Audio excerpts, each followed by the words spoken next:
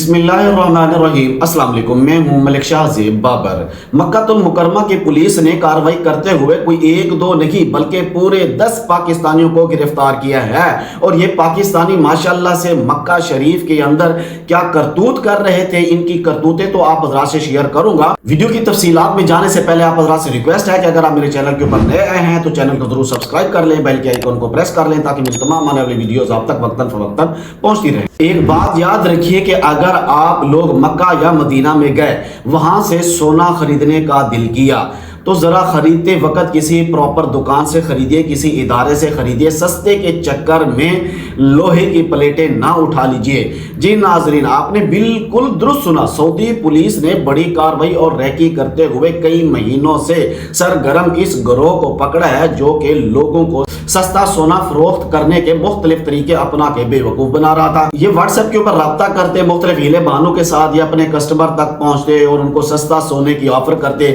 زیادہ تر ٹارگٹ ان کے عمرہ زائرین ہوتے تھے، ان کے نمبر لینے بھی ان کے لیے مشکل نہیں ہوتے تھے، واٹس ایپ وغیرہ یہ راہ چل کے ان تک پہنچتے، سستے سونے کی ان کو آفر کرتے، اور لوگوں نے کیونکہ مارکیٹ سے ریٹ وغیرہ پوچھ رکھے ہوتے ہیں، پھر ان کو آفر کی جاتی ہے ان سے بہت کم ریٹ کی، اور پھر لوگ بے وقوف بن جاتے ہیں۔ ڈیل ہونے کے لیے ان کے پاس لوگ جب چیکنگ کے لیے آئیں گے تو وہ صحیح سونا دکھائیں گے، لیکن جب ڈیلیوری کا وقت ہوگا تو یہ انہیں فراڈ سونا دے دیں گے جو کہ لوہے کی پلیٹیں ہوں گی، اور ان کے اوپر کچھ رنگ یعنی ایسی کوٹنگ کی ہوئی ہوتی ہے کہ وہ سونے کی پلیٹیں ہی لگتی ہیں۔ اب تک تقریباً 28 لاکھ ریال کا فراڈ انہوں نے مختلف وارداتوں میں لوگوں سے کیا ہے۔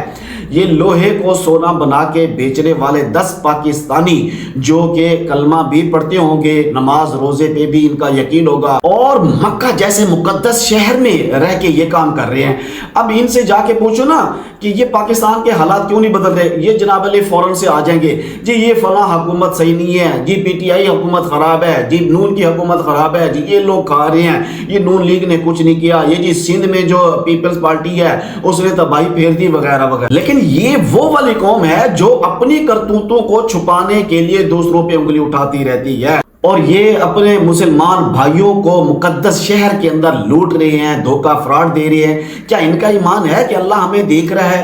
نہیں ہے، کیونکہ اگر ان کا ایمان ہوتا تو یہ کعبۃ اللہ جیسی جگہ کے پاس بیٹھ کر یہ کام نہ کرتے۔ دعا کرتا ہوں اللہ تبارک و تعالی تمام پردیسی بھائیوں کو اور سفر کرنے والوں کو اپنی حفظ و امان میں رکھے۔ مجھے دیجیے اجازت، اللہ حافظ۔